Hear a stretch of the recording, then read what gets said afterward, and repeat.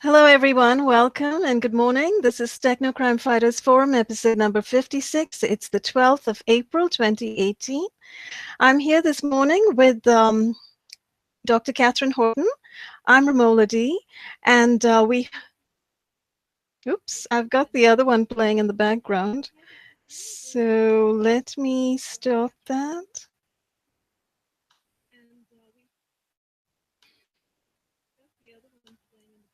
It's still playing, I'm sorry. I don't know what's going on. So, of course, we couldn't figure out which link was active a little while ago, and now both links are active or something. Katherine, can you figure out which link is active? And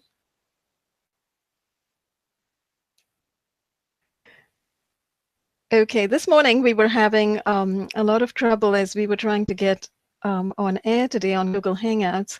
The first thing that happened was I got a message saying I'm not authorized to make this video call. So I had to kind of abandon that whole live event and start a new one, which is why there are two live events now vying for attention on my feed, my YouTube feed. So I do apologize. Okay, I've just tweeted out that we are live on the other feed, that there are two. So hopefully, people can actually see it. Okay. I've just posted it. I think that Christopher Howard is waiting over there. And hopefully he will come over to this new feed. So anyway, this is just a classic sabotage that we have every single week, and it never gets boring for these Muppets. Yeah, week after week, something weird is happening. Well, let's hope that sorts itself out, and I do hope that everybody waiting on the other feed comes over to this one. I mean, how will they know, right? I don't know. I think, they have to go to Romola D Reports and click on the other version, incarnation of Techno Crime Fighters Forum. Yeah, maybe what I should do is Katherine, let you talk, and what I'll do is I'll jump in and open that page and send a message to Chris and the rest of them. Okay. If you do that, could you make sure that my screen can be seen? Because I've just noticed I'm looking at the feed that I don't appear, and I just would, thank you, just because I wanted to share my screen. So then I will update everybody on what I can see you. Can you see you now? When you're talking, you're kind of on the main screen again. Yes, I think so. I've just checked with the feed, so I appear. Okay. That's fine. It's just because I wanted to share my screen. And while you're sorting that out, I just wanted to go through what I've been doing with the Neighbourhood campaign and the flyers that I've uploaded. So I wanted to take everybody to Stop 007. Let me just check that you can see. Well, the feed will have to catch up. I hope you can see me. Hang on, just cross-checking. Okay, so as long as you can see the website, here at the top, the campaign to inform the neighbors has some new additions here. And from last week, maybe you remember the Neighbourhood campaign that I launched with the letters to the neighbors. But I've added in the flyers from Karen, so the DHS terrorist watch list scam here. So there are more coming, so you can find that here. You can print that off, and there are more flyers coming here. And the notice of crimes against humanity from Romola is here at the top as well. So this is 2 pages with very hard-hitting quotes from FBI, NSA, and CIA whistleblowers here on the back. So if you would like to distribute that in your neighborhood, please do. Very, very encouraged. And if you want to give them, a longer version, which is also valid for court, where they are, carefully educated. This is this longer letter with a template, carefully educated about how microwaves can pass through several walls and so on, and how you can be shut up in your own home. There's a longer letter further down, and you can see the exact letter that I'm distributing here in Switzerland with the English translation down here. And then down here are templates in English and in German for your own neighborhood campaign. So grab the templates for the long letter, grab the flyers here, and there are more flyers coming, and we'll post them here. But the neighborhood campaign is going flat out, and I can show you here. Oh, by the way, it also contains the genocide numbers. So the planned New World Order genocide that expects to kill 83% of all the Americans by 2025, so in the next 7 years. Okay, so this is not a joke. This is a real intelligence organization quoted by higher people. Okay, but I already started warning my neighborhood. So if you have a look, you can see how I went around. I distributed 100 letters on the 5th, and then, you know, another 70. Today, I've just distributed another 50. So I've informed all these people here in this quadrant, and all the holes that are missing, I've just, you know, filled out. But I plan to inform the entire neighborhood. So, you know, I've just informed so many people. I run out of printer cartridges. As soon as I've got new printer cartridges, the campaign is continuing. And then one last thing I would like to say, and that's also going back to my website. I would like to draw people's attention to the fact that my PayPal I've been locked out of PayPal on the 15th of June 2018. Sorry, not June, 15th of March. Sorry, I'm clicking my way through as I'm going there. But I would like to show you something, because this is a bombshell that you know, I like the word bombshell. This is what we should be dropping, truth bombshells on these people. So if you go to my website and you go to how you can help, there's the invest or, you know, donate button here. And if you click on there, you will find the new way that you can donate for me, you know, to my account, because I was locked out of PayPal. And let me first go down and explain what happened with PayPal. So they locked me out on the 16th of March, okay? And then when I called them, they dreamt up all sorts of reasons. At first, they said I seem to be involved in money laundering. Then when I clarified that that's nonsense, they said, well, private people are not allowed to collect donations. Then I explained that, well, they are, you know, creating donation buttons for everybody, so that can't be the case. And it's all registered with the local tax authorities. And in the end, there were more and more reasons. And as I battered them down, in the end, the woman just said, well, you know, we just finished our business relationship with you, and that's that. So she said it has to do with the terms and conditions. So I went to the terms and conditions, and lo and behold, under eligibility, this is the Swiss version of the terms and conditions. Under eligibility, I found the line, PayPal reserves the right to deny access to the PayPal services to any individual or business for any reason or no reason at all. Okay, so this I call the wanton discrimination clause. Okay, they can literally just make up the rules as they want to. I personally think this has to be challenged in court. I don't think that a company can just you know, write this in their terms and conditions and make it okay that they disrupt your life because you are building your life based on their service, and then they can disrupt it at the moment of their choosing for no reason at all, you know. And not just that, they actually wanted to lock over 1,500 Swiss francs away for 6 months. Okay, and when I asked why they are doing that, or if I can get the money, they said, no, you can't. And I said, what happens to the money after 6 months? Is it deleted? And they said, no, we will give it to you. So basically, it was just sanctions for 6 months to you know, disrupt this. And the entire event, this is why I'm thinking it was sabotage. The entire event came, if you click this link, there's more explained. This came after Melanie and I did a fundraising appeal, and you'll find our videos on the 2nd of March and the 8th of March, because we wanted to have another chip scanning session at the Belgian University. And when I raised the funds, there would have been enough for another session. PayPal locked the account exactly the week after the fundraising when the funds were ready. So I consider this to be a malicious targeting. I also consider PayPal to be a cartel company. And I would like to say publicly something that is also written down here. And please print it off and take a screenshot or whatever. But I would like to draw people's attention to the fact that I happen to know from people who were involved that PayPal also sabotaged the Swiss Save Our Swiss Gold initiative, citizen initiative. Now, the Save Our Swiss Gold was an initiative in 2013 where the Swiss wanted to repatriate their gold from Canada and other places. Okay, they wanted to have 1,040 tons of gold back. Okay, because 20% of Switzerland's sorry, it's only 20% of the 1,000 tons are held with the Bank of England. Okay, the Bank of England, remember, that's at the City of London corporation, on the corporation territory, right?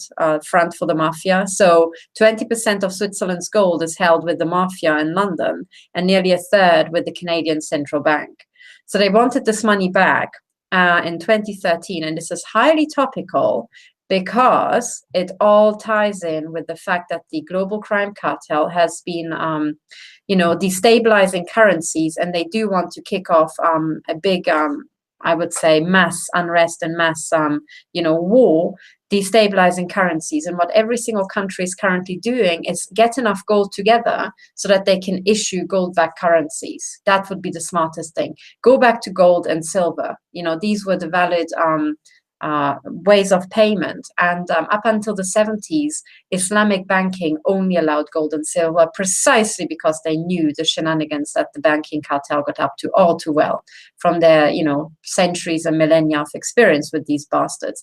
So imagine PayPal sabotaged this Save Our Swiss Gold campaign by switching off the PayPal account exactly at the height of campaigning. And that was a donation account.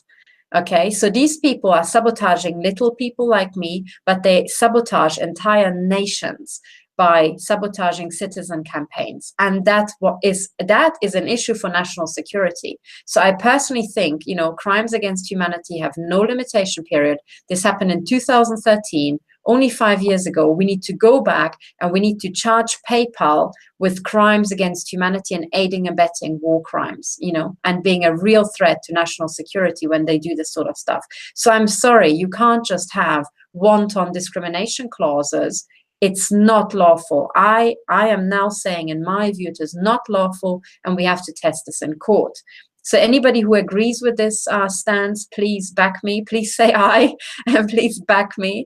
Okay, and now let me explain to you how you can back me. Okay, please listen also if you don't want to back me, because in doing this exercise, I actually came across something that is really useful for all the Americans. Because I've just discovered something, how the cartel is ripping you guys off like you wouldn't believe. So if you go to my website, and let me remind you how to get there. You go to help, how you can help, and then you click on donate, and that's where this invest in progress page appears. And there I explain everything about TransferWise. So I've signed up with TransferWise, and TransferWise was, I think, Richard Branson was involved in TransferWise. And I think Richard Branson's company is called Virgin. Virgin, like the Vatican's Holy Virgin, sort of stuff. And then you can see Richard Branson with the, this blue bruised eye, like the Pope and Prince Philip, and everybody seems to be punched in the face these days by the cartel. So Richard Branson, I expect, is in the cartel, but TransferWise is a pretty good service so far. And the beauty is that TransferWise has opened stuff that's called a borderless account. So it's totally free to sign up. And if you use this link here, then you're also helping victims, because I'm trying to funnel the advertising revenue from, these referral links back to victims, buying measuring equipment and stuff like that. So please use this link if you're interested. But the beauty is that you can sign up, and they give you an account that's online that you can access from anywhere in the world, and you can turn on, I think, 49 currencies, either 24 or 49 currencies, but certainly US dollars, British pounds, euros, the usual stuff. And when you do, you get given an actual bank account number.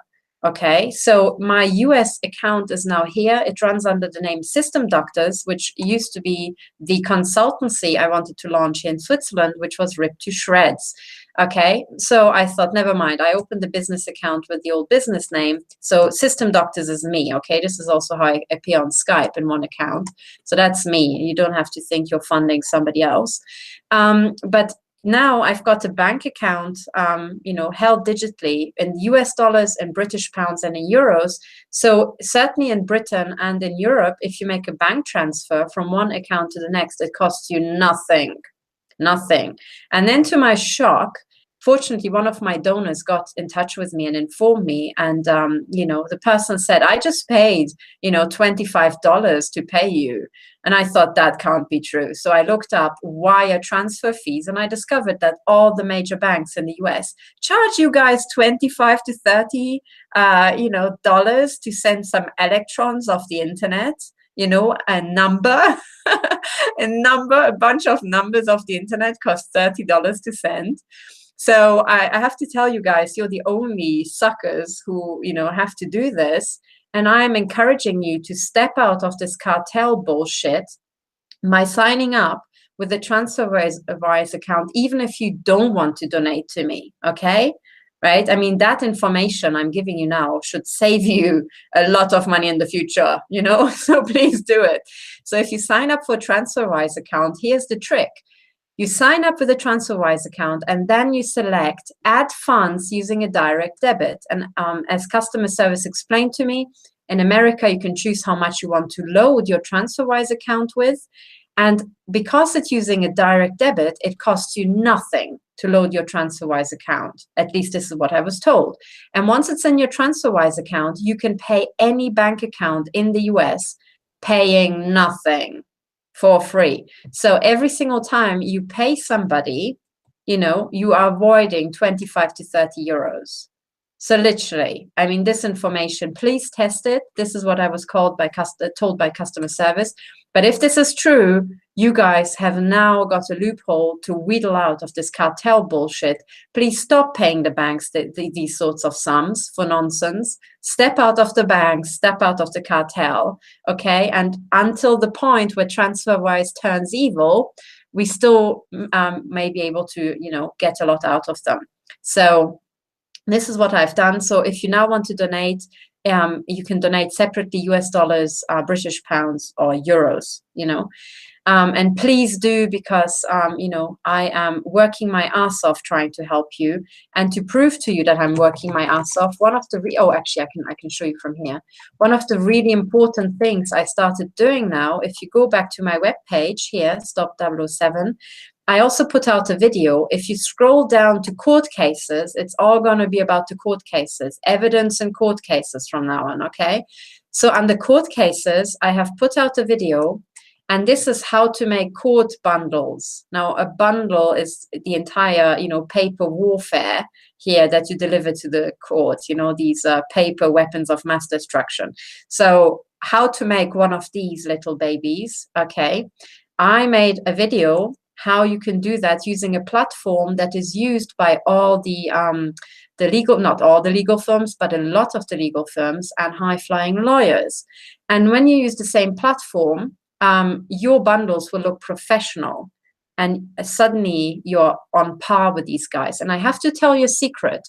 When your lawyers are taking lots and lots of your money, it's a big fraction of that is to make these bundles. Now, when you can save that, amount of money, and you give your lawyer a bundle already ready-made, you have saved, probably hundreds of dollars already. Okay, so don't pay these little suckers lots of money for nonsense that you can do yourself. Now, the trick is that you're using a platform, a bundle making platform, and this is the one I found, which is, for me personally, in my view, best value for money. But it costs $10 per month, which you can, really afford, because these $10 per month are going to save you hundreds and hundreds of dollars, okay? Now, you sign up, and then in the actual video, I explain what the platform looks like. It's just drag and drop documents. You just define the section headings, and then you're good to go. It produces one big PDF of all your documents that you put together. And then that PDF, you just download onto your computer, put it on a USB stick, take it to a copy shop, and they just print off this bundle for you, and you're done, okay? So this is the way I would advise you do it. This is what I did for Melanie when the criminals in Hospital Erasmus locked her up in psychiatry. I just quickly made a bundle using this platform, so please. And also they have a live chat. So during office hours, they're in Ireland. So in office hours, European office hours, you can just type your questions into the chat, and they are very, very helpful every single time. And again, I ask you, if you sign up with them, please use referral code. So I'll show you, because this again will help us fund this entire enterprise with no cost at all to you. Okay, so if you go here to Bundle Docs and you click on free trial, you select your email, your password, and in the promotion code, please type Horton, Horton 10. Okay, Horton 10 means that I get 10% of your monthly subscription with no extra cost to you. Okay, now if you pay 10 euros per month, I will get €1 per month. Well, I'm not going to get rich off that, am I? However, still, as soon as I get 30 or 40 or 50 euros together, I can already start buying equipment for victims who really need it. Okay, so like this, using these advertising kickbacks, I'm hoping we can begin to kickstart stuff. And I've done it already. One of the links on my website, advertising measuring equipment, was a link. I'll actually show you because the little bastard sabotaged it. So if you go to Stop 007, and I'm telling you because you can do the same thing, okay? I don't want to get rich. I want us all to learn how we can get money back from absolutely every corner, okay? So one tip is the following. If you go to my FAQ, okay, and if you go to devices, below every device, I try to give you a quick way to actually buy these things, okay? So I have linked US Amazon and European Amazon, the UK vendor, if you wanted to buy this device. Now, when you click these days on the US vendor, Amazon broke the link. And they broke the link, I think, or someone did, because, I'm not sure if it's because, but I will just show you the sequence of events. The link was broken after the advertising revenue I got from people buying this little green measuring device using this link, just clicking on this link. It was enough to buy Millicent one of these things. So when she was in hospital, I used the advertising revenue collected over, I think, 4 months. Okay, so this is how little I get over 4 months, but it was still enough that when I used the batch sum, it was enough to buy this device for her. So these sort of, I'm going to repair the link, after the show. But these sort of advertising kickbacks really make a difference. So that's all from me for now.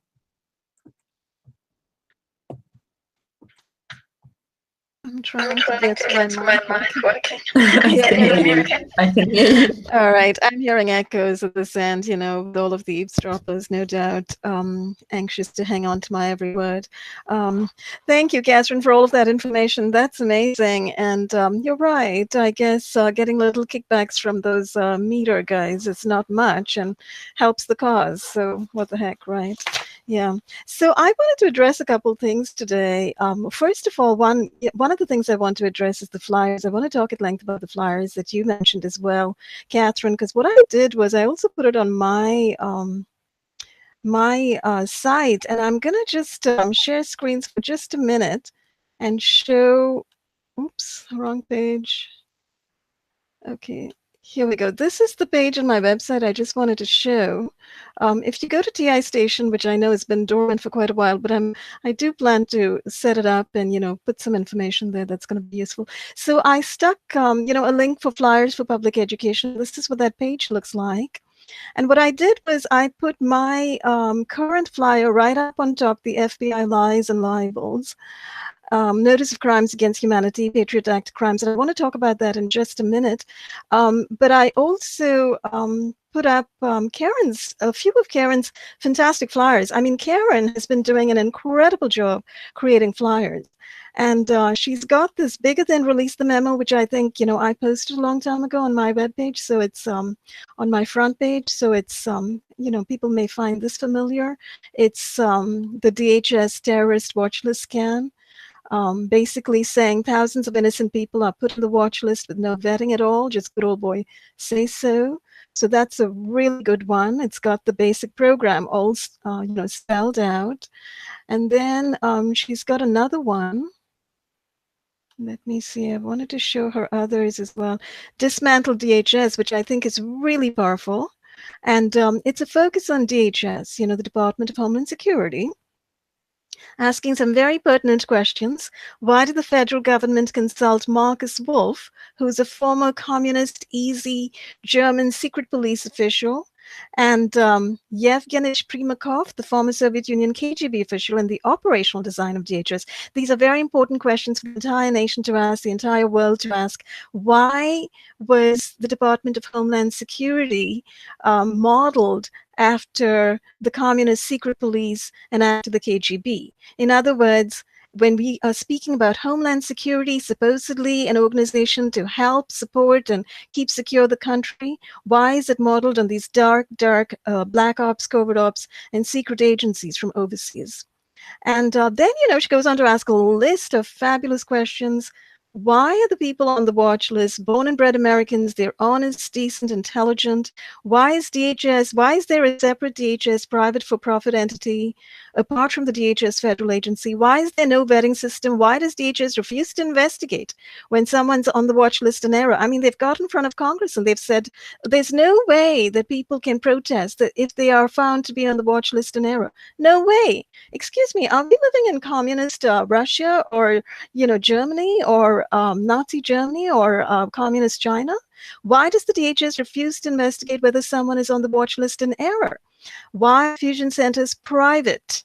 Is this to avoid FOIA requests? Why are InfraGard civilian volunteers paid an under-the-table tax money to stalk and harass known innocent people? And we know they're paid in things like gift cards. Why does contractor Lockheed Martin run home business enterprises in 46 states to arrange payments for InfraGard and other complicit civilians, including known criminal gangs? Why are civilian proxies sworn to secrecy while encouraged to spread vicious slander about their known innocent victims? So slander is big on my mind right now, and that's what my FBI lies and libel document is about, and I'll talk about that in a minute. Why are watch-listed people attacked with high-tech weapons? Now, this is a very, very important question because we've spoken a great deal about non-consensual neuroexperimentation, non-consensual assault with all sorts of weaponry, and non-consensual registering of people who are put under surveillance into weapons testing programs that the DoD is running, that the US Air Force is running. But, the primary question really to ask is, why are these people being put under surveillance and being hit with high-tech weapons? Because the being attacked and the permissions for being attacked, we really don't care how they're doing it, behind the scenes, how they're human trafficking people into military projects. What we really need to look at is these people are being named as targets, and then they're being hit with high-tech weapons. So why? Why are watch-listed people attacked with high-tech weapons? Why does DHS Fusion Center split fraudulent insurance policies put on the unknown innocent watch-listed people? And why are law enforcement entities, that is police, local police, why is local police either ordered to cover for civilian proxies or participate in extrajudicial harassment campaigns against known innocent people? So, those are very pertinent questions, very, very important. So I think this particular document is absolutely brilliant. I highly recommend that everybody take this around. If you find that you are the victim of slander anywhere in local businesses, local pubs, bars, restaurants, schools, libraries, community centers, hand them out this flyer, hand them this flyer, do educate them, and she's got another great flyer which I put up, and that's called DHS Scam and Human Trafficking. So this is longer. It's written in the style of, a report, and it talks about how the intelligence community and the military-industrial complex have created the new enemy, of mislabeled terrorists from the known innocent civilian population. And of course, this is happening in the USA. We know it's happening everywhere else. So still using this in your country will be, perfectly meaningful because it's the same scenario. So again, I highly recommend that you guys check that out and, use that as well. So, okay, so let me talk just for a few minutes about this document here. So I wrote this after my recent interviews with Gerald Sosby and with Barbara Hartwell, and of course after publishing over a period of 2 years, since 2016, I think, a lot of Karen Stewart's reports, flyers, information, interviews, and so on and so forth. Now, the reason I emphasize this is because these are FBI, NSA, and CIA whistleblowers. You know, it doesn't get more important than that. We've got people working from inside, well, not just working from inside the agencies, people who've worked from inside the agencies, who have an insider awareness, and who are speaking out about the corruptness and criminality inside these agencies. So the second page of this flyer is actually their quotes. You know, Gerald Sosby sent me a few lines in an email recently talking about the FBI and CIA and reminding everybody that only they have the powers with fusion centers globally to run horrendous campaigns for torture and murder. FBI has a duty to investigate the crimes we describe. The FBI and FMJ, the federal magistrate judges, authorize these offenses and could stop them. And we know this, and that really is the crux of the problem here. The FBI is authorizing serious offenses against innocent civilians. The FBI needs to be called out for that, and who better to do it than a group of women who are human rights advocates and FBI whistleblowers, such as Gerald Sosby, NSA whistleblowers, and CIA whistleblowers. So I love that Gerald Sosby, in his interview with me, spoke out so strongly and said this, that the FBI is spearheading the most colossal and evil attacks on people ever conceived on the face of the earth. And they are using deep space-based technology, that's satellite weapons. They're using biochemical, biowarfare elements and agents, including neurobioweapons and covert implantation of RFID chips. And they're using psychological warfare to destroy people. And that's massive. You know, there's massive blacklisting, life sabotage going on. And Karen spells it out in her document, Synopsis of the Silent Holocaust Taking Place in the United States. The scam goes like this. Random people or people who are dissidents or whistleblowers are purposely mislabeled as terrorists and put on an enemies list, which is then turned over to defense contractors to target under perverted interpretations of the NDAA and the PAA, which is the Patriot Act. Police are even used as liaisons to citizen vigilante groups like InfraGard. And everyone's lied to about the target. And Barbara Hartwell, in her recent interview with me last week, which was absolutely brilliant, and I do thank Barbara for coming forward and speaking out, stated that it's not probably just CIA, but one of the main points that she made is they are connected and they are everywhere. They're in city government, they're in town hall, every little town in the United States, every city. They've got people in there. They have them in the post office. We also talked about how they're in the emergency rooms and hospitals. And what they're also doing in communities is they're recruiting an army of citizen spies and busybodies. And the people who don't even know what's going on, some of them, they gladly become a part of it thinking, oh, I'm doing a service to my country. But they're not. And we all know that these crimes are being concealed by calling reporting victims paranoid, scared. So I'm just spelling that out. This particular flyer does not go, into great detail about that, about the mislabeling as paranoid. But what I especially wanted to underline in this flyer is that these are Patriot Act crimes. These crimes have been, these are crimes of surveillance abuse, and they are crimes that are being executed in the name of the Patriot Act, in the name of the Freedom Act, in the name of Homeland Security. And so this is a notice based on what whistleblowers are telling us, that psychological warfare is being carried out, electromagnetic anti-personnel weapons assaults are being carried out. And, I wrote it for my particular place, which is Quincy and Boston, Massachusetts.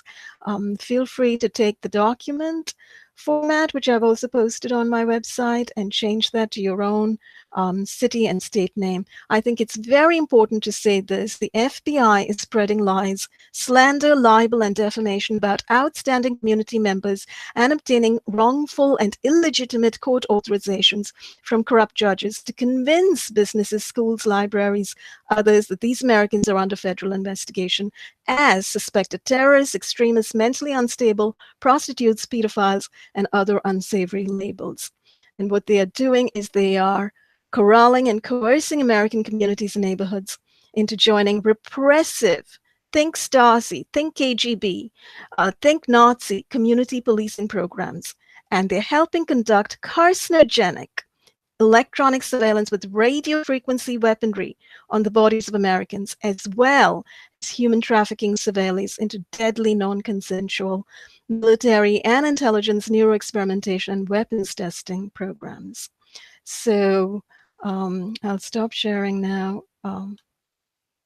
I just wanted to kind of really focus on those flyers for a bit and tell people, you know, to me, this represents a huge breakthrough.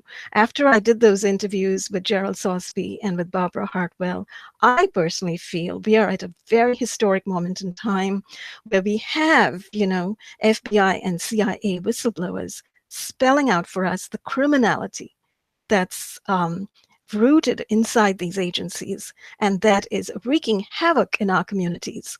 And it's up to people like me, you know, the reporting journalist who actually had a conversation, had an interview and published the interview. It's up to people like me, perhaps, to underscore that, to point out its importance. And this is why I created that flyer. And I'm personally going to hand it out. As you all know, just recently, horrific things happened to me in public when I was at my daughter's school fair. Today, I have an appointment to go to the school and to speak to the principal. And, you know, I had emailed him and he set up an appointment. He doesn't really know what this is about entirely, although I did say in my email, it's about the security at the school and it's about the science fair. And, you know, as usual, I'm just going to go and be my calm self, but I will indeed get to him the information that I'm reporting nationally and internationally and on this forum that all of us are reporting, you know. So I'm just going to give him this flyer, give him some other flyers, and give him some information about myself as well so that he understands who I am. You know, I'm not a terrorist. I'm not mentally unstable. I'm not a danger to anybody. And yet, is the FBI walking into the school and saying that I need to be watched 24/7 and that they need to maintain a police presence and an FBI presence in that room in the science fair when I'm on the premises? Is that what's happening? Well, I guess I'll find out today. And I guess I'll also find out if anybody will say anything to me or not, because we all know the way they're hiding all of this is under secrecy, gag orders, keeping it all quiet, hush, hush, in silence, in secrecy. We are going to assault our fellow citizens with deadly electromagnetic and space-based weapons, and nobody is going to know except us. Ha, ha, ha. We're going to have a private laugh, we, the intelligence agencies, because we are so smart and so powerful, and we are, you know, pulling one off on these stupid, innocent sheeple who are our citizenry. That's what's going on in this country today, and that needs to be called out. That needs to be publicized. That needs to be known the world over. The truth of it needs to be known the world over. So, you know, that's sort of my focus with the flyers. There's something else I wanted to talk about with you, Katherine, and that is that other video, the gang stalker recruitment video. I don't know if you had a chance to see it.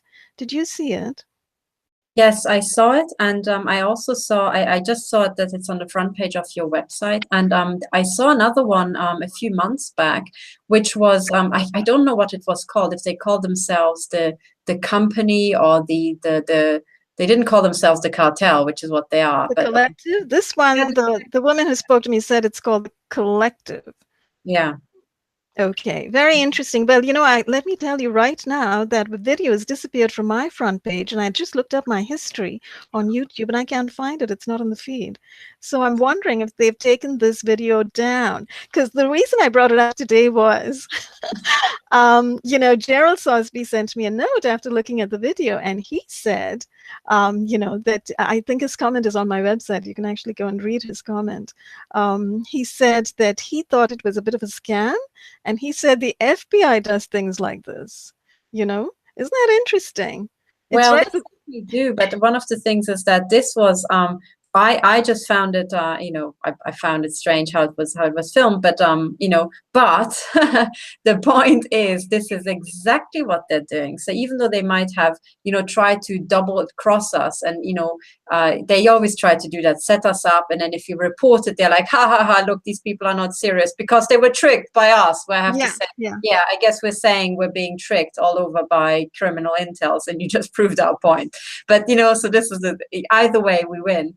But even if it's not a real, even if it were fake, there certainly are real ones out there where people are genuinely recruited into the Church of Satan, genuinely recruited into the mafia. It always comes with different fronts. It's always the mafia, but it's always different. So sometimes, I don't know what, you know, sometimes cults, sometimes it's Scientology, sometimes they masquerade as something else, like the Catholic Church, for example. That's the oldest trick they pulled on us, and so on and so on. So they always have a different front. And I saw a really glossy recruitment video with all the happy music of being part of something. And we should dig that one out because it was creepy, like you wouldn't believe. Yeah, and you know, this particular video, I mean, it was so slick. I guess many of us had issues with this because it seemed too slick, too produced, too everything. And it also seemed completely and utterly fake, you know. Oh, you know, the targets are criminals who are evading international law, and we are, you know, pursuing them, and we're surveillance operatives, etc. But you see, the thing that happened after that was, you know, I left a note under the video, and this person wrote to me, and whatever, you know, I just continued to maintain a correspondence with her, and she told me she was safe, but she was having trouble with her iPad and her laptop charger and so forth. She didn't want me to reveal her name, but then again, that's just a name on a Gmail account or a email account of some kind. So, you know, I didn't know if it was a woman or a man. I did ask at one point. She said she was female, and but she asked me not to reveal her name or where she was, etc. I did ask her where she was, but I did tell her, you know, you don't have to tell me, because if this is for real, yeah, if you want to maintain your anonymity, it's okay by me. I'll just report whatever you want to put out there. And the reason I'm doing it is because I'm, you know, at that time I was very much on the fence. I didn't know if this was for real or not. Everybody was so interested, so I thought, what the heck, I'll report on it. And you know, so I reported the entire conversation, as everybody saw, and it sounds interesting, doesn't it? Because it sounds like there's one kind of weapon that's being mentioned, whereas you and I know the plethora of weapons that's being used currently, you know, and how many different platforms are being used. Drones, helicopters, even commercial planes have military tracking radar on them and are being used for tracking radar purposes. Satellites, implants, portable weapons carried in backpacks, portable weapons carried in cars, cars being, you know, remodeled and refurbished to carry weapons inside the chassis or the car handle. All sorts of things are being done. There's a lot of covert and stealth technology out there. Now, perhaps the intention was to muddy the waters. Perhaps the intention was to detour us, you know, to divert our attention and say, this is what's going on. There's a collective, it's connected with a private company, it's connected with a government agency, it's international. Well, we do know there is an international protocol. These are international operations.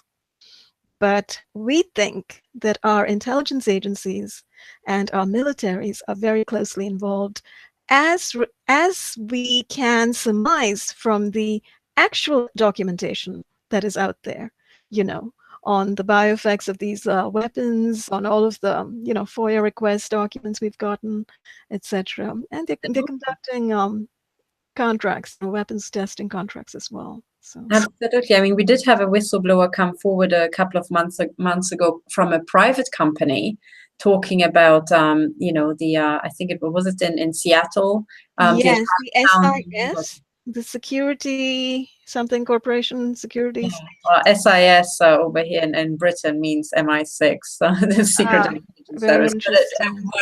Whatever these, you know, these freaks call themselves, I don't even care anymore. Because what I'm saying is, it's one big cartel, and I'm going to prove it to people today. I will try to produce proof that this is what it is.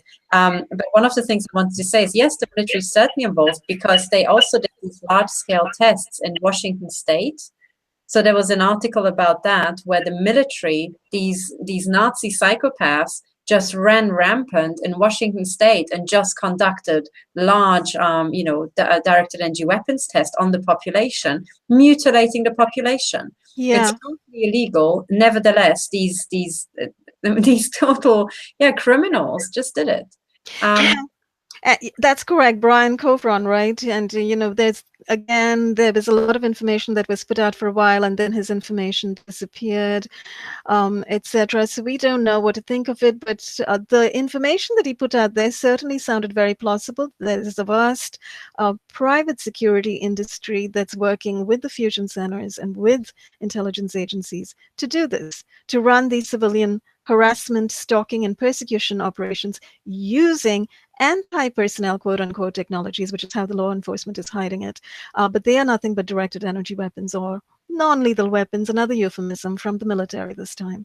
The one thing that, Gerald Sosby said that I think is so important for us to understand and to perhaps repeat often is that, and this is what I put into my flyer, is that everybody who participates, everyone who partakes in these operations, whether they are your neighbors, or if they are infraguard, or if they are people being paid under the table, as Karen is reporting, with gift cards and so forth, handed out by whoever, Lockheed Martin or the Fusion Center or whoever, every single person who does this becomes a potential accomplice to murder, to an operative and accomplice to torture and murder. And that's what Gerald sent to me in his email.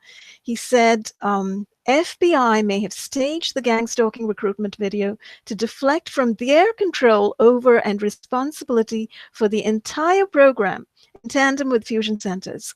Part of it sounds plausible, but such presentation trickery may involve a tidbit of truth to draw the listener into the wrong direction. If true, then all players are operatives and accomplices to torture and attempted murder. And, he reminds us, remember, please, that only FBI, CIA have powers with fusion centers globally to run horrendous campaigns for torture and murder. And FBI has a duty to investigate the crimes we describe. The FBI and FMJ authorize these offenses and stop them. And I know I'm repeating that, but to me, it's so powerful and so important. We need to let people know, and I think this is what your neighborhood campaign is also doing, Katherine, letting your neighbors know that when they are permitting other people to operate in their neighborhood with weaponry of the sort, or when they participate and partake, they are becoming accomplices to torture and murder, nothing less. Oh, absolutely. In fact, I want to say a few words about the neighborhood campaign, because I've got some revelations to make. So one of the things that I'm trying to say to people is that what we are facing now is shocking to us, but it's actually nothing new. It is business as usual for the organized crime cartel. This is exactly what they did in my home country of Transylvania. I'm a Hungarian from Transylvania. They had an entire takedown operation after they carved off the Hungary. The Austro-Hungarian Empire was carved up. Hungary lost 2/3 of its area, and a very large bit was Transylvania, which was given to Romania. They ran a takedown operation on the entirety of society. By the time I was born, that was the end state of this takedown operation, where they had devastated the country, and they had done exactly what they're doing now in the US and in Europe. They put weaponized morons into all places of government, criminals and weaponized morons. And at the time, I didn't realize, I always thought that it's very strange that the Romanian Secret Service had such a power and managed to outdo the Hungarian equivalent, that was in the town, the Austro-Hungarian networks. And then I realized it at St. John's, being given inside information by a retired MI6 operative, George Stewart. So St. John's College, you've got all this dining, black tie dining, virtually every night. Okay, so you have to entertain these men, and they love to drink. And once they have, half a bottle of wine to a bottle of wine in them, they start talking. So I got to chat to these people, and one of the things that George Stewart explained to me is how he was actually working for MI6, including in communist Romania. And reading between the lines and analyzing what he said and putting it into the historic context, I realized I know what happened. MI6 and Anglo-Saxon intelligence ran the takedown operation on Transylvania. It had literally nothing to do with the, well, they used the criminals, the Romanian criminals, which they then put above the Hungarian and German people who were in that area to actually take them down. But it was not, the Romanian intelligence could not have done it by themselves. Somebody else, much more powerful, came in, who had a global empire and global spy networks and took down Transylvania, and that was MI6. So when I realized that, I mean, bit by bit, I'm figuring stuff out, how the entire world of spies hangs together. So the entire takedown operation on my family in Transylvania was already MI6. So by the time I get to Germany, now we have the head of Austrian intelligence, who came out and publicly said that German intelligence is under the claws of Anglo-Saxon intelligence, and the NSA and GCHQ are running, German intel. So by the time we fled to Germany, I was still under the power of MI6. So when I got to Oxford and I started being stalked by MI5 the first week in Oxford in the year 2000, well, no big fat surprise, because I had been probably on their blacklist since birth, because my parents didn't want to take part in the snitching and the communist nonsense. So they were dissidents, they were on the blacklist. I was born on a blacklist, and by the time I came literally into the heart of the storm in Oxford, and I will tell people today what Oxford actually is. Oxford is a front for British intel, okay? It's a front for the City of London Corporation and British intel. That's that. It's nothing else. That's all it is. It's in the architecture, it's in the crests, it's in the symbolism, it's in the mannerisms, and it's in the traditions. It is a front for the City of London Corporation, which controls all of Intel. So now I figured this out, and I've just discovered, I'm just going to go back to what you said, Ramola, because you were outlining how all these government companies were, they're companies by now, but these government institutions like FBI and involved. And I explained before that these secret organizations are always, by the laws of system physics, always end up in deep capture by organized crime. That is just the law of system physics. So the FBI, I can tell you, without even having met a single FBI agent, that they work for the mob. The FBI is the American version of the mafia. Okay, so similarly in Germany, they have something called the Verfassungsschutz, which translates to constitutional protection. Now, what's really funny about Germany is that it doesn't have a constitution. It has something called the Basic Law, which the Allies put into place. And it's actually, there are questions if the entire German construct is even legal under international law, lawful under international law. But for sure, we don't have a constitution. So if you've got some sort of group of intel people calling themselves constitutional protection, there's no constitution to protect. So what the hell are these people doing? This was the Illuminati doublespeak, and it turns out the head of the Verfassungsschutz, I think, was sacked or quit when it turned out that they were covering up, their running of neo-Nazi groupings. Sorry, I'm being hit in my throat. They want to just shut the woman up. I'm not shutting up, guys. I'm sorry. Don't shut up. We need you to talk. I have some bombshells to actually say, because they fit in with everything that you were saying. And I just want to explain how the stuff hangs together. So anyway, so for the people who are doubting, why on earth, how on earth can it be that these organizations have become so incredibly criminal? Everything like research organizations and police forces and everything. I'm saying to you guys, there's the overarching architecture of organized crime, which is very well organized indeed, has its own secret symbolism and gangster talk and secret codes and secret mechanisms, and that is above us all. And that's what is uniting us all. And our intel agencies, because they're secret, it follows that they're entirely captured by organized crime. So the symbolisms of intelligence are entirely you know, that of organized crime. This is why most intelligence agencies have the all-seeing eye. You know, MI5 used to have the all-seeing eye, and you know, GCHQ is a freaking camera, all-seeing eye building, and so on and so on. So they have the symbolisms of the mafia. The all-seeing eye is the symbol of the mafia, people. Okay. And it's ancient. This is why when the mafia, the ancient mafia, organized crime rings, operating through the Vatican intelligence agencies, the church, and the Swiss Templars, then went in and murdered the French king. Okay, when the French Revolution wrote the you know, the new whatever their mission statement, you know, it had the all-seeing eye at the top. So it's all to do with the mafia. And I just would like to, you know, before we go on, I just would like to get one little thing in, because this is going to lead on to something else entire, you know, a new branch. Last week, I showed a clip from, it was the In Her Majesty's Secret Service, and it actually is something that you can freely watch. It's on YouTube. Okay, but it comes with the copyright of PBS, and they immediately blocked Techno Crime Fighters Forum, but they just blocked it immediately. It was such a rights violation, you know. I mean, if you put up a Lady Gaga video on your channel, it takes them at least a few days to find it. But here, because everybody was watching, they were like, yes, we've got a reason, shut them down. So, you know, the video was just... We should point out it was PBS. It's a PBS video, and we get a note. I got a note immediately from YouTube saying, PBS has put in a copyright claim.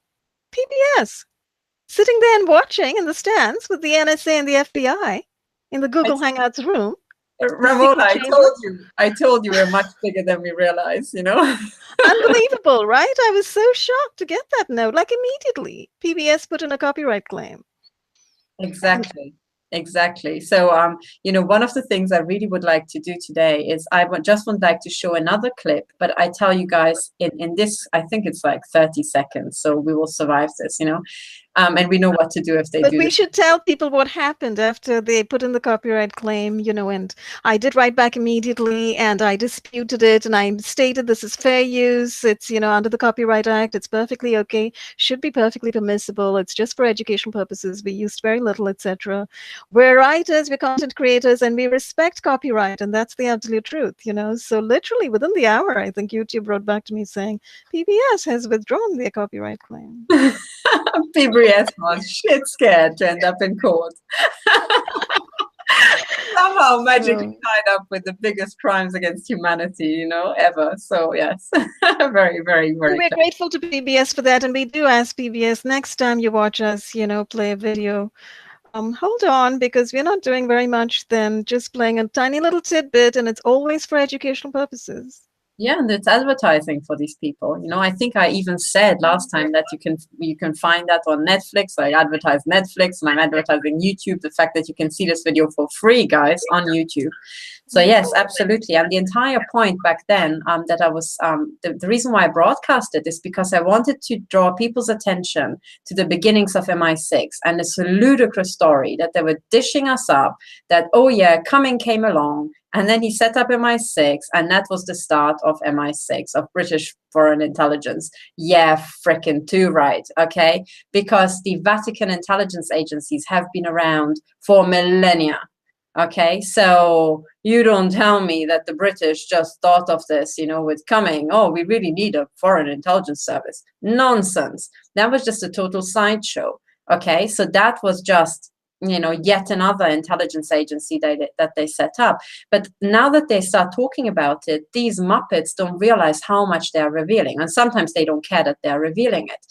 But, you know, I was making the point that this guy, Cumming, was a clinical psychopath. And he ran the psychopath test when he stabbed himself into the wooden leg. Oh man, I so would have loved to stab him in his real leg, you know, see if he also doesn't flinch then.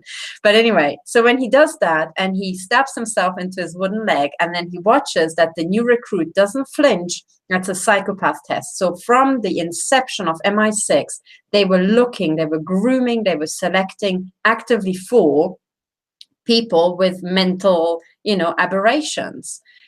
So that is an evidence that they were recruiting by design psychopaths from day one into MI6. Okay, and that's a long tradition that has gone all the way through. And I personally, it is my view that Sir John Scarlett is also a clinical psychopath, born and bred. You know, really. 100%. And one of the little tidbits that people don't know what to look for, what I hear mentioned over and over, is that he loves to wear very sharp, you know, expensive, well-cut suits. Now that's classic psychopath, because it is the power game. But when in a very well-paid environment like MI6, people spot that this guy looks even sharper than everybody else, he puts even more effort into that, right? It's even more important. The power dominance displays are even more important for him, right? So I think for people who have lots of experience in forensic psychiatry, they know what I'm talking about when I say the suit thing is a classic psychopath. But there's so much more. And one of the things I would like to say is that people have to understand that what we thought were police services and what we thought were intelligence agencies were organized crime masquerading all along. It has never been different, you know. And I wanted to play the clip where actually Sir John Scarlett admits as much, okay? I am saying what first came were the big, you know, spy networks of, for example, of the Roman Empire, okay? Then the Church Vatican spy networks, they went into everything. Now we have in London, the City of London Corporation Territory, the Square Mile. I say a front for the Crown, and it belongs to the Crown Corporation. It is a front for the mafia. That's where they are doing all their business. The financial business is sloshing through. The Bank of England is there. The headquarters for international Freemasonry are there. So, you know, all of that is there. And I said, you know, guys, that is our crime outpost. And I'm saying that they are owning the entirety of the Secret Service. Okay. And I'm just saying it based on what I know from systems analysis, because MI6 and MI5 having been secret, they must be by now entirely captured by organized crime, by the laws of system physics. The biggest organized crime outfit is the Crown Corporation, the front for the mafia. And therefore I said, you know, MI6 is owned by the Crown Corporation. But back then I just hooked this entire argument on just one thing, which is that, you know, in this little documentary that I showed last week, they explained how Cumming used to write, and I swear, and, you know, the head of MI6, Cumming, I swear there's a joke to be made about that, but it will occur to me one day what that is. But anyway, so this guy, right, this dude with the wooden leg who likes to dress up, you know, and likes to write in green ink. So he also signs his name C. And this was adopted by all future heads of MI6. And last time I made a joke about it. It's probably not, because they love this gay guy so very much at MI6 that to honor his, you know, absolute fantasticness, they all signed with C, even if their name is something else. The story must be different.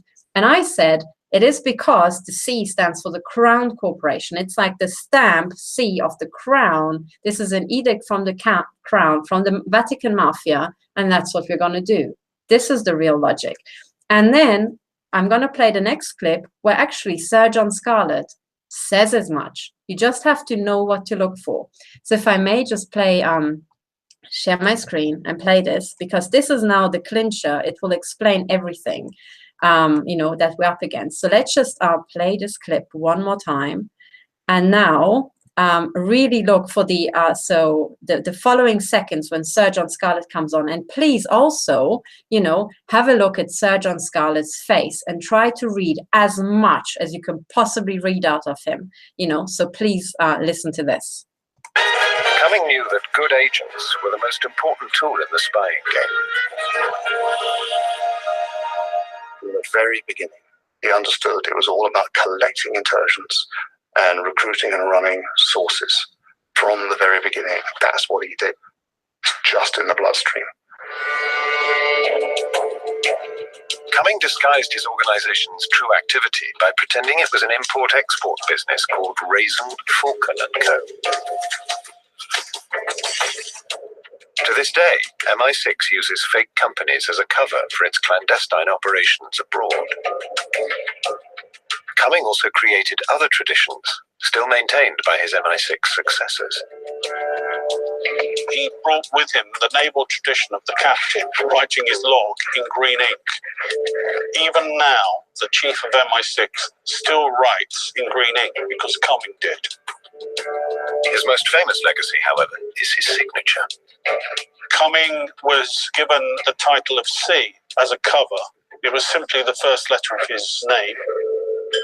It's obviously where M in James Bond comes from, and even now, the chief of MI6, as he's now called, signs his letter with a C. Signing it yourself, a C, as a reminder that we have a continuing tradition. Everything leads to everything else. There's been no break. That's what's exceptional. Okay, so these two little clips from Sir John. Wow, he actually confessed to it. There's been no break. That's what's exceptional.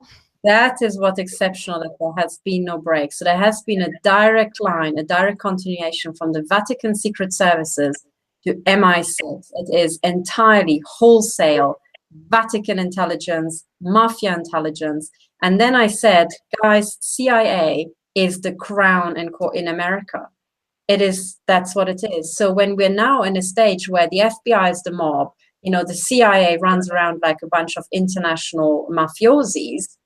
They have a domestic arm as well, so they're running inside this country as well, something most people don't know. But, you know, this has been reported.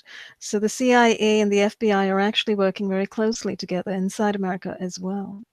Absolutely. And there was an entire book written about the CIA's, you know, drug import and you know, arms trading. So if they are, you know, and do the duck test, you know, if it looks like a duck and it walks and quacks like a duck, it is a duck. So if it looks like organized crime and it behaves like organized crime and it's killing people like organized crime, it is organized crime.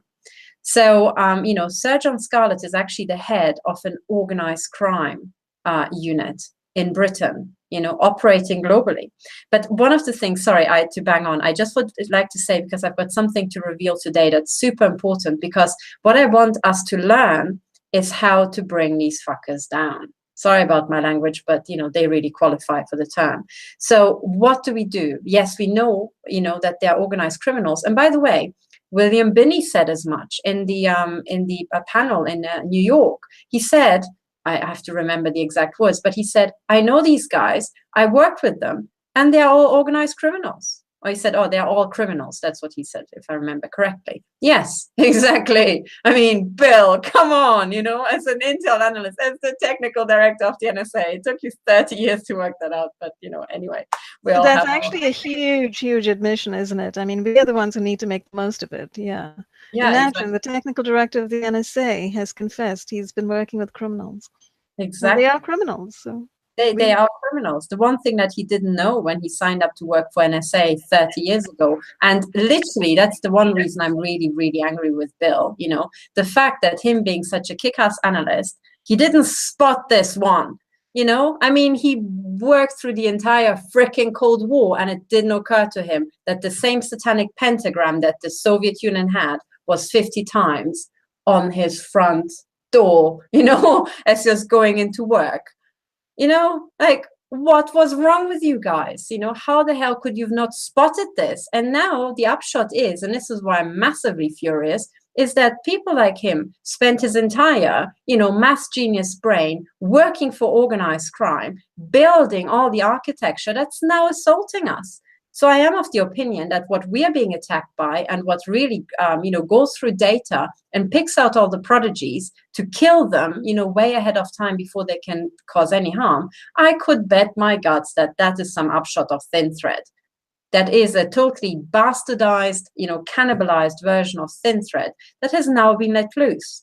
But ultimately, we are now at the mercy of Bill Binney's maths genius. And that is a really, you know, scary thing, because I'm not a genius. So we need to find something to stop this, you know. And the reason why I'm making such a big point out of this is because all these people have been fooled. But then again, so have I been at Oxford. You know, and so are the people who are now signing up to become members of the syndicate, you know, or the whatever. We are all being fooled. And one thing I wanted to say about the Neighbourhood campaign is I went around, and as I was throwing these letters into the post boxes, you wouldn't believe how many satanic pentagrams I saw on the sides of these buildings. It's not Christmas anymore. What are these stars still doing when it's, you know, boiling hot outside? Well, these houses are signaling we are part of the cartel. We are in on it, you know. So I thought, shall I even throw in the letter? And I thought, yeah, I should throw in the letter because I'm telling you, the mafia has just given you cancer, you know. So, you know, was it really worth it for all that money?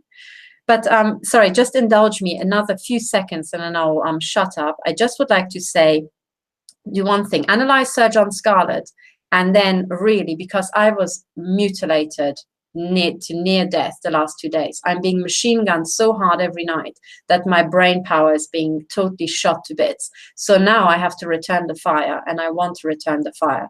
Every single time they shoot at me, I have to return the fire double. So let's do that. And the reason why Sir John Scarlett is so very, very, very important for me personally is because I think he's personally responsible for my human trafficking. And the link is that at Oxford, I was stalked by Sir Jonathan Sumption, Lord Jonathan Sumption, Supreme Court Judge of the United Kingdom. This man stalked me in Oxford and he stalked me in Munich. And I have reason to believe he stalked me in Zurich, okay? So I'm somehow probably his sex slave, okay? Certainly his perving slave. Now, Lord Jonathan Sumption, forgive me, it has been now curiously wiped off Wikipedia, but Wikipedia used to say that Jonathan Sumption was a contemporary at Magdalen College together with Sir John Scarlett. They both studied history at Magdalen College, and I think even in the same year. So it means that they were a cohort of about 6 to 8 people. Very, very close connection. You know, I know every single person who studied physics when I was at Hartford College, okay? So this is really special. Now, the thing about Sir John Scarlett, if this guy is stalking me, you know, internationally, and I end up at the heart of an MI6 warfare operation, and I've got reason to believe my parents have been on an MI6, you know, blacklist. In Germany, MI6 is running blacklists, and I go to Oxford and I end up being, you know, then stalked worldwide, you know, it's probably to do with MI6. So this guy has a cross on his forehead, you know, as far as I'm concerned, you know, a crosshair. But now let's think about, if this is really the case, what can we find out about Sir John Scarlett? So first of all, and I do this because I want you all to do the same thing with Michael Hayden, with the head of the FBI, with absolutely everybody. Analyze these people. Really, really look at them. And now if you look at him just in the short clips, you can tell an awful lot about this man. By pretending it was an import-export business called Raisin, Falcon & Co. Okay. To this day, MI6 uses fake companies as Look a at cover this for man its now. clandestine operations Really look. abroad. What you notice? Cumming also created other Oh, sorry. There's a bit where Scarlett talks, yes, here. Very beginning, he understood it was all about collecting intelligence Look at him. and recruiting and running sources from the very beginning. That's what he did. And when you look at him and analyze the micro expressions, Sir John Scarlett has this habit that every single time he looks like he's about to burst out laughing, okay? Because he knows that this entire thing is bullshit. And then what he does is he takes, you know, with his little crocodile eyes, he fixes the other party. And you will see this in intel agents over and over. They keep, it's very unnatural, actually. He just looks at the other party continuously, as in he is collecting data on continuously monitoring the other party by habit as he's talking. Even when he turns his head, he continues looking at this guy without blinking. Now that's Sir John Scarlett. Already from that, you can tell that there's something really funny. And now look at how he says the following, and look at his micro expressions. Signing yourself. See, there's a reminder that we have a continuing tradition. Everything leads to everything else. There's been no break. That's what's exceptional. Did you see that? He's laughing. You can actually see his face. Tradition. Look. Everything. Look. He is laughing his head off because he knows he works for the mafia, okay? He knows that. This entire program, BBC documentary, is a total hoax because the only thing to report here is that you have a massive organized crime outfit that's operating globally And now what's happening is that they're now moving on taking down Europe, including Britain, you know? That is what's happening. And one of the things that, you know, is really shocking, and let me literally just give me 2 more sentences, Ramola, and then I'll finish, because I want to just close this entire Sir John Scarlett thing. Because if I am right, and this guy, I would say he's a clinical psychopath, then he becomes head of MI6 because he's one of the assassins, okay? This would mean that he's a serial killer. Sir John Scarlett is a contract killer. He's a professional killer, a serial killer. Now, can I find any sort of evidence that Sir John Scarlett either himself murdered or gave the instruction to murder? And yes, indeed, you can, because if you look at MI5, MI6 Exposed, these blog posts, he's accused of murdering MI6 recruits during training, putting them under mind control and murdering them, killing them off, okay? And using the murders to traumatize the remaining ones, which they wanted to take further. But then it's again generational. So for this guy, killing must be a day job, if I'm right with my hypothesis, okay? And I found another instance where I think it's not him killing, probably, although you never know. It's actually him giving the instructions to kill. And that is, Sir John Scarlett has a son, also called John Scarlett, I think, all right? Now, Captain John Scarlett, and I found this little article about him. So here you can see the similarities a bit. Okay, that's his son. Okay, Captain John Scarlett. Now, the two of this, and he and his comrades were soldiers in Afghanistan. Okay, and then there was an incident in Afghanistan where, you know, something happened. This guy, I think they both were trying to get out, and then this guy saved his life, and they both ended up with a medal, okay? They got the military cross, okay? So look at the military cross.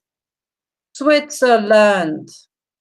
Switzerland. Yes, it's the Swiss cross with the Crown Corporation on all 4 ends. The crown has nothing to do with the royal family. It's the symbol of the Crown Corporation.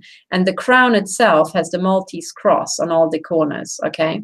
So, Switzerland, they got the Swiss cross for whatever happened in Afghanistan. And what's in the middle of it, Katherine? Do you see? Oh, that is, I think, so R, that's for regent, and then the other letter. Yeah, I think, I don't even know. It looks like a G, to be honest. But I think it should be actually with some sort of reference to the British monarch. So it should actually be some sort of symbol for Queen Elizabeth, maybe. Okay. And R usually stands for regent, but then again, you never know. Frankly, this looks like a G. So, you know, heck knows. That's a very good point. I have to really, you know, fill this out. Worth looking into, yeah. But what is super interesting, and this is where I would say that people have been murdered on the instructions of Sir John Scarlett. This is my gut feeling. Actually read this article, what happened in Afghanistan, okay? So the article reads, John Scarlett's son heroics during massacre of 3 British soldiers as he fought single-handedly to save dying comrades despite his own injuries.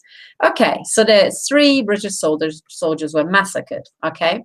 Now the entire scene, when you read it, it turns out that these soldiers were called, okay, and they had to go to a checkpoint here. The soldiers were on patrol on July the 1st last year when they were sent to checkpoint, you know, somewhere in Afghanistan, to organize a shura or meeting for local police chiefs and civilians. When the troops arrived at the base, it was virtually empty, with just 1 uniformed policeman on duty. Oh, really? I mean, how convenient, okay? So he explained his commander was on his way to the compound, but after waiting for nearly 40 minutes, the British soldiers decided to leave. Captain Scarlett, a Coldstream Guard, sorry, that was a Freudian, Coldstream Guard, who was part of the UK Police Advisory Team, it should say, told the inquest, I informed the sentry we couldn't wait any longer and that we would be in touch, okay? He said the policeman came down from the watchtower, known as Sangha, to talk face-to-face, then returned to his post. Captain Scarlett said, as we departed, we lined up in single file. The interpreter and I had left the compound and the other 4 were inside when we heard gunfire from the Sangha. Initially, we thought he was firing towards a threat from the outside. The realization came quite quickly that wasn't what was happening. The officers ran back inside the checkpoint to try to rescue his stricken comrades. His rifle jammed. Oh, yeah, I mean, does that happen a lot? Rifles jamming? What coincidence. The rifle jammed, but he blazed away with his pistol, firing a total of about 30 rounds at the tower. Okay. He said, I could see the shooter through my sights shooting in our direction. I was shot in the leg. He was pulled to safety by combat medic, Lance Corporal Shaw of the Royal Army Medical Corps, who had to crawl to avoid the bullets which killed his comrades. Okay, so Lance Corporal Shaw dashed outside to tell waiting comrades what was happening. Okay, yada yada yada. But now look at the key. So Captain Scarlett told the inquest that the rogue policeman was not wearing body armor when they arrived at the checkpoint, but he said, as we left, he was. It triggered something in my mind, but not enough. In hindsight, he was getting ready to engage us. With hindsight, there are all sorts of things that appear to be off, but at the time, it didn't seem suspicious. Yes, a bit like our gang stalking theaters, right? That we all walk into. Okay. We had spent time with him and not felt threatened. I couldn't see any way in which we could have prevented what had happened. Okay. Now, one of the things I would like to put to everybody, and I really ask everybody to read this article, and by the way, do the same thing with Michael Hayden and all these others, and look at the entire family and what they get up to. What I would like to put to everybody is that this is all total nonsense. Okay, so you've got one guy who's an assassin. He comes down in his whatever t-shirt, says, hi guys, hi. Yes, why don't you just go in? And then he waits for 40 minutes where he could have killed the people like then and there. I mean, what? Just detonate, a grenade that you put into a shoebox. Come on, 4 people in a confined area, gun them down. Oh, but no, he waits. He even comes down wearing full body armor, says, thank you guys, have a good day, and then he walks back to the tower from whence he starts machine gunning these people.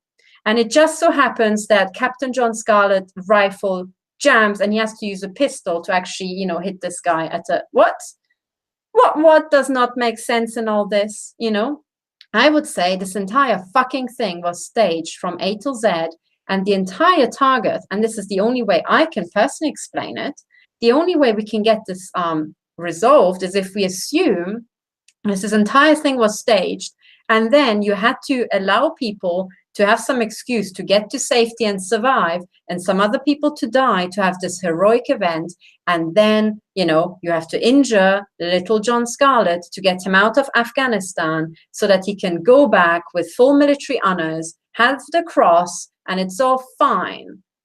Who cares about the 3? I don't know. They were probably poor people, weren't they? As they don't matter. It's like in these Star Wars films where some, people, some who are just there for filler, just get killed off in the beginning. These people do not care. And I'm saying, I really want the opinion of military men. I got some opinions, and I think this is all bullcrap. It's from start to end bullcrap. This entire thing was staged by Sir John Scarlett. I mean, come on. You're not telling me if Daddy, used to be the head of MI6, that these things are coincidence, And what I'm saying now is Sir John Scarlett must be an assassin. Therefore, he must be a serial killer. He has got all the traits of a psychopath. He staged this. He doesn't care how many people are dying. And he literally initiated this entire thing to kill 3 people for the glorification of his son. Now, how does that sound? Well, Katherine, there's no doubt that things like this have been going on. And, I think one of the big banners under which some of these things are flying is plausible deniability. right? Because it's a well-constructed theatrical scenario. And as you just noted, I think collateral damage is something neither the intel agencies nor the military seems to, care about at all. One of the things that I was talking about with Dr. Karlstrom, we did this recent interview and we talked about the history of the intel agencies, particularly the CIA in the US, and we were talking about Doug Valentine's book, The CIA as Organized Crime. And I think that's a must read. And I started to read a bit of it. And one of the things I read was that in Afghanistan, so you're kind of, making me think of that. In Afghanistan, what they have done is they have noted down the people that they want to take out as high value targets. And the people they've noted down as high value targets are propertied people. These are property owners. They're literally trying to do what you have often talked about, I think, and also other financial analysts like Karen Hodes and so forth. They're trying to asset strip Afghanistan. So they're trying to take over the land, trying to take over the country. They're literally wiping out, propertied people. And plausible deniability, it's the cover of war, right? It's the cover of war. And when you say high value target, people think, oh, they are engaged with the insurrection, with the rebels, blah blah blah. So that's how it's all covered up. And then they take out these people when they're in their homes or when they are in big family parties. And this is why we hear so much about the wedding parties, the Afghanistan wedding parties being taken out. Children, women, husbands, uncles, cousins, aunts, wives, etc. Everybody wiped out. Grandchildren, grandmothers, grandfathers wiped out. Collateral damage, collateral murder. These are the horrors of war. And this, by the way, is what people like Julian Assange and, Chelsea Manning have been bringing to us with those collateral murder videos, which, brings up the question. Here we have, look at the current atmosphere, all this buildup for war, all this trumpeting and drumming about a third world war by highly irresponsible politicians. And then Julian Assange being locked away in the embassy and not allowed to get on the internet. So what are they trying to do? Are they trying to shut down humanity, shut down journalism, shut down investigative reportage, just so they can plunge ahead and plow ahead with their plausible deniability and their evil war actions? That seems to be what's going on as well. So the little analysis you did over here, even though it might seem kind of extraordinary and daring on the one hand, because we're accusing Mr. Captain John Scarlett of being part of a very elaborate scenario whereby heroism is the end outcome, his heroism. I would actually think to be fair to Captain John Scarlett, I haven't seen much of him, and I have so far, psychopathy, like all genetic traits, is passed on. So you very well might be a psychopath himself, but it needn't be one necessarily. Okay, so I have no information on John Scarlett Jr. I would expect if I were a psychopath, if I were his daddy, I would probably pull it off with my old boys, because that's just what I do as a day job, and not tell Junior about it. Because then Junior can walk through his life with his head held high, thinking that he's a hero, not realizing that daddy organized this mass murder for him, and daddy had a little human ritual sacrifice around him, and elevated his son to the next, I don't know what, Swiss cross. You can put a Swiss cross around your neck sort of, ritual. And I would expect that the Junior doesn't know anything. And which actually brings me back to this, that the children of these intel agents and military leaders and so on, they have to wake up and realize what daddy got themselves into and what they are, because it's generational for them as well. They are generational. Yes, that's a very, very good point. They could wake up, right? They could wake up right now at this point in time, at this point in history, and begin to see what they have become a party to. And that's a very good point you're making, because, obviously it's his buddies, etc. Perhaps, and again, we should say that this is speculative, right? Because this is speculative analysis, but it's not that outlandish, as you point out, because the entire horror of war we are learning today is based on these satanic rituals of mass sacrifice.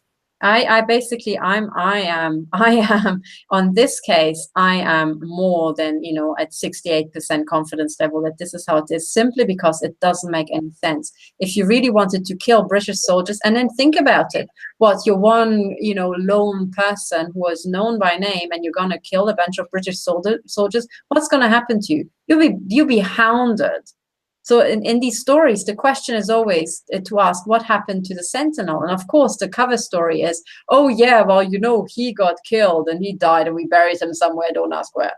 And then I would say, well, no, I think the reason why, you know, little John Scarlett's rifle jammed is that so he better not take out the stage actor, because that guy works for Daddy and they're probably old pals. You know, that's what I would assume. And but the entire story does not make sense. It doesn't make sense. I'm just speaking as an investigator. I'm not a soldier, but it just doesn't make sense. So my message to, you know, young John Scarlett is, you know, you better wisen up to the bullshit that Daddy gets up to, you know, because I have seen it up close. I've seen Daddy in action, you know, in my own family, and what these people here and Jonathan Sumption are doing, you know. But you better wake up, because Daddy seems to be a serial killer, and he's going to kill again, because that's the only thing Daddy knows how to do. It's how to kill. So we need to get these people under control, because that's why they are now coming back. And it's always a mistake to think, oh, as long as they're just killing, you know, brown people and black people, it's okay. That's what everybody's thinking. It's like, no, no, no. These people they've got bits missing in their head. They don't actually hate black people. They just love killing. And they just love killing everybody. So they will start at some point killing the British people, as they're doing now. You know, they are. And in fact, I think you brought up so many interesting points. One of them is definitely that generational and family thing. You know, the families, the children are also traumatized, assaulted, and kind of brought in under the fold in this fashion. I think, you know, reading the stories of various intelligence agency people, you kind of learn that, you know, Barbara Hartwell also mentioned that in her conversation with me about being born into a family of military intelligence and the CIA and so forth. And from a very young age, she and her sister, she said, were kind of pulled into that Black Ops world, you know. So she has been MK Ultra. She's been treated badly, you know, extremely abused and so forth. And she talked about memory blocks and being grateful that she couldn't remember some large portions of her life, but she has experienced missing time as far as her memory is concerned, you know. And she talked about how they put in the memory blocks through well, they use drugs, and they also use Rickidom, which is the radio hypnosis, the electronic dissolution of memory. So she is, you know, giving us testimony of that. So pretty much all these kids of these top military types and intelligence types who are involved in this satanic world are very susceptible, very vulnerable to this kind of extreme abuse. So that's one aspect of it. I wanted to make one remark about what you brought up earlier when you said, you know, Bill Binney obviously has worked with these satanic criminals. I think from what I'm hearing and reading, from what various whistleblowers are saying, I think there is an awareness in the intelligence agencies that they are working with absolute lunatics who are completely satanic, you know, who are actually following the Satanist religion, which is about death, destruction, and human sacrifice. Right? Apart from other things, I mean, there's so much criminality and trafficking associated with it, but they're into sacrifice. They're into human sacrifice. So, you know, war is mass human sacrifice. And then there's all sorts of other kinds of human sacrifices. And the criminality, you know, to understand that the CIA, for instance, how it's conducted itself across the world, messing with the politics of every country and taking over, installing puppets, etc., that it controls. And, you know, everyone behind the CIA as well. Who is that? The Council of Foreign Relations, the Vatican, the Zionists, whoever is running the CIA, right? So when we say CIA, we mean the jokers behind them as well at the helm. So, you know, they've been engaging in mass criminality abroad as well, you know, and death and assassination. And again, coming back to the US, and you see what's happened with JFK, with RFK. Anybody they don't like, it's just taken out, right? For that matter, MLK. right? Martin Luther King. So we're talking about, I think when you think about people like Bill Binney or Karen Stewart working in these organizations, having no idea, you know, it's almost like perhaps they walked the same halls, they worked in the same space with these utter Satanists. And because of plausible deniability, compartmentalization, need to know, all this other BS, you know, they were kept from understanding, I think, the full extent and depth of the criminality that was walking side by side with them and operating side by side with them.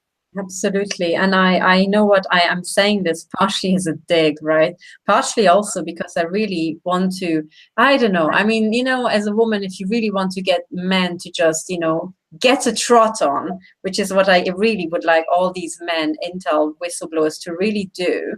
There's only so many things that you can use. You can use emotional blackmail, making them feel bad about something and say, okay, make up for this now and get going, you know, or just say, well, you know, you really should have figured this out. You made a mistake and now you have to help us to correct it.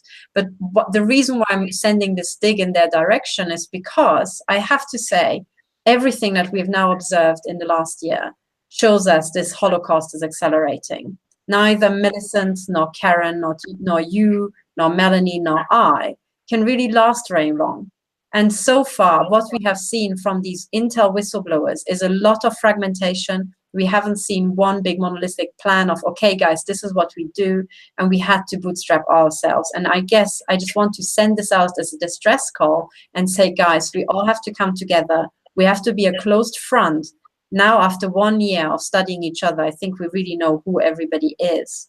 Right? We know who to trust, and we all need to step up and actually go public in one big, like, rank and file, like one big brick wall, and say the Third World War is a total fraud.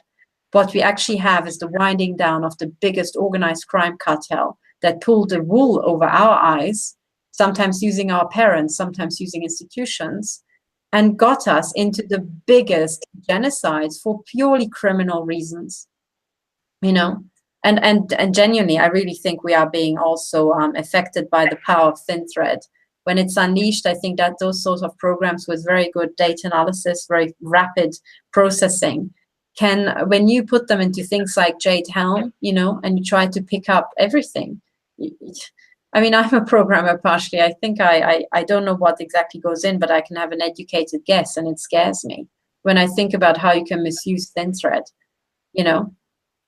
So we really need to, I guess all I'm saying to everybody out there, we really need to step up. We have to close soon because Ramola has to go and kick some ass. That's the next. But that's good, very good note to close on, and to generally put out a call to other whistleblowers out there, other intelligence agency whistleblowers, to step up the game a bit. And, you know, no doubt, I keep hearing about, you know, white hats working behind the scenes, etc. We'd like to see some evidence of that. And by the way, I wanted to make one little note over here. I think there was some note on one of your videos, or somebody sent Millicent an email or something, accusing Millicent and me, because we're brown, you see, of merely faking it, of saying that we're being hit and not really being hit. We're sitting here without shielding, supposedly. I've got shielding all, I want to say I've got shielding all around me. You just don't see it. It's behind my books. You can see some of it over here with the, you know, the foil over there, and it's to the side over here, and it's to my left. My window is completely shielded. I'm not shielding properly. You know, there's no doubt about it. I'm being hit frequently very badly. I'm often hit in my face. I'm often hit in my head. I'm wearing this wonderful thing that Seven and her friend sent me. It's a kind of a tiara made of copper coils, which really is great to stop the hits on my head, because I've been given massive migraines after I did those 2 interviews with Gerald Sosby. And massive COINTELPRO every time I go out. And everybody knows that I am hit in the heart. It's continuous. I sit here with a shield. I just moved my shield for a minute, but, you know, I sit here right at my heart, because I should say this for the public record. As I'm sitting here doing my podcast, every single podcast, okay, every single podcast since I started this in August, as I'm sitting here, I'm being hit in the heart continuously, and I'm hit, guess where else? Where I'm sitting. So I'm not just sitting on a chair or a cushion. I'm sitting on a chair, on a cushion, on top of organite, on top of a steel turkey pan on top of another cookie sheet placed over the turkey roasting pan, okay, and a bunch of reflectix. I'm sitting on a whole bunch of other stuff over here. So I'm sitting here, and this is why I can't, you know, sit forever and do very, very long interviews. Sometimes my interviews go on to 2 hours, and that's literally max. I can't sit here forever. You know, can't be sitting here captive, sitting on organized. But if I do not, I'm hit because I can really hear the hits. I am pulse shot from underneath, right where I am sitting. So think about that. I want everybody in the world to know that. So they are either trying to destroy my root chakra or my private parts or who knows what. And they're most definitely trying to take me out constantly by hitting me in the heart. And I would like to tell everybody, these are not gentle hits designed to give me a little flutter of the heart. These are intense hits, and when I'm not shielded, it's like getting a heart attack immediately. So, you know, I'm shielded constantly with organite at my heart, and I'm sitting here with a cookie sheet covered with reflectix and foam at my heart. So, and I want to say, so therefore, please don't go around saying, you know, the brown people are not being hit. It's only the white women and the Jewish women. And by the way, I don't know if you're Jewish. Are you Jewish, Katherine? No, I'm not. My story is actually when you said, you know, we're brown people, I actually wanted to say I'm actually yellow because my ancestry goes back to, so my grandfather was an aristocrat, but his lineage goes back to an aristocrat who traced himself back to Genghis Khan. And my family, the children had the Mongolian mark. So I'm actually, you know, partially Mongolian and yellow. Actually, I do look yellow in real life, you know, slightly carroty yellow. So I'm not white, really. But we know that. I mean, one of the things I know is that they do hit, you know, intelligent women, people of integrity, also very many men, but most of the time foreigners or people of foreign origin, you know, or disabled people. They do, yes, there is racism involved as well, you know, and I think basically from everything I'm hearing, they're hitting white women, they're hitting brown women, they're hitting black women and men. They're hitting white men, they're hitting brown men and black men as well, you know. So I'm not seeing that breakdown so much, but there is racism involved. You know, I've heard very many stories of racism, of the KKK being involved. And by the way, I've had those license plates placed around me as well, KKK along with the skull and bones. And yesterday, F-33, whatever that means, you know, what's that, 633? I'm supposed to quail now and quake and fall over because F-33 is, I don't know, got their eye on me. Doesn't, yeah, it on one hand it doesn't trigger anything particular, and then it triggers a lot of other stuff. I don't know, I have to search the database. No idea. Yes, and earlier, you know, I think when I published Gerald's interview, perhaps, it was, oh no, this was when I did that interview with Dr. Joanne Conaway, and I spoke about neurotech and framing, and also about Gerald's interview. I talked about both Omni's interview and Gerald's interview on her show. And that afternoon, when I went to pick up my daughter, there was a car in front of me with this woman getting out of the car, parking in a funny way. You know, she literally parked in front of me at the corner of Newport Ave and this tiny side street that I was parked on waiting for my daughter. And that side street is the main street. Newport Ave is a main street. So nobody pulls their car onto the corner and parks at an angle on the corner, pointing into Newport Ave, you know, where people are tearing down at 45 miles an hour. She parks over there. She gets out. She looks at me. She's wearing red. She's glaring at me. She's this large woman, and her license plate says Q955. So I just thought that was interesting, you know. So I don't know what their messages are. They're little covert communications. They're clearly missing the mark because, you know, I can't read these numbers very well. So we don't speak moron, Ramola. We don't speak moron. You know, sorry, we only do English. Exactly. Sorry, we like clear communications. We are very transparent, open, and you know that's what we're all about. And I hope the NSA and CIA and PBS sitting in the back seats over there enjoyed the show this morning.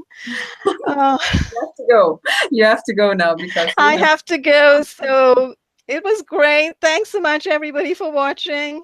We'll see you next week. Bye now.